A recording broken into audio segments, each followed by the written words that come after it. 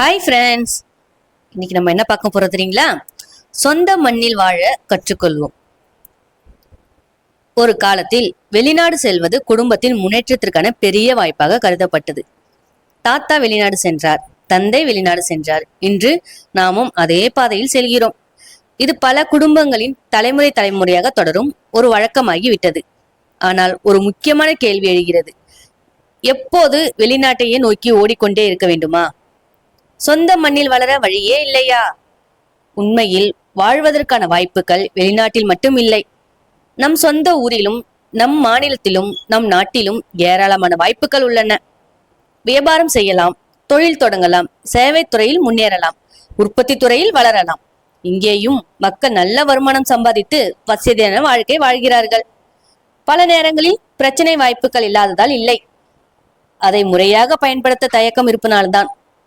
Licence எடுக்க வேண்டும், சட்ட விதிமுறைகளை பின்பற்ற வேண்டும், வரி விஷயங்களை சரியாக செய்ய வேண்டும், கணக்குகளை தெளிவாக வைத்திருக்க வேண்டும். இவையெல்லாம் பெரிய அளவிலான வியாபாரத்திற்கு அடித்தளம். இவற்றை தவிர்த்து சின்ன அளவில் போதும் என்று நினைத்தால் வளர்ச்சி எல்லைக்குள் நின்றுவிடும். வெளிநாட்டில் வாழ்பவர்கள் அந்த நாட்டின் சட்டங்களை மதித்து ஒழுங்காக வேலை செய்து முன்னேறுகிறார்கள். அதே ஒழுக்கத்தையும் திட்டமிடலையும் நம் ஊரிலே பயன்படுத்தினால் ஏன் நமக்கு வெற்றி கிடைக்காது? சொந்த மண்ணில் வேரூன்றி வளர்வதற்கான திறமைகள் நமக்குள் இருக்கிறது.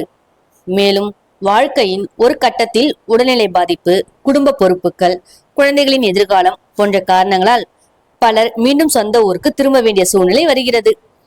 அப்போது வெளிநாட்டில் சம்பாதித்த பணம் மருத்துவ செலவாகவோ வாழ்க்கை செலவாகவோ விரைவில் குறைந்து விடுகிறது.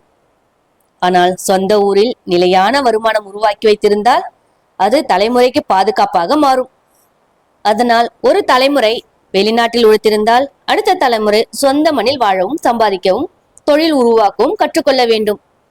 வெளிநாடு அனுபவம் தரலாம், ஆனால் சொந்த ஊர் நிலைத்தன்மை தரும். வெளிநாடு வருமானம் தரலாம், ஆனால் சொந்த மண் அடையாளத்தையும் மரியாதையும் தரும். வாழ்க்கையின் உண்மையான முன்னேற்றம் என்பது எங்கே இருந்தாலும் சம்பாதிப்பது மட்டுமில்ல, எங்கே இருந்தாலும் நிலையாக வாழ கற்றுக்கொள்வதும் தான். இது போன்ற தகவல்களை பெற குருலட்சுமி சேனலை சப்ஸ்கிரைப் பண்ணுங்க. சப்ஸ்கிரைப் பண்ண அனைவருக்கும் மனமார்ந்த நன்றி. தேங்க்யூ. பாய்.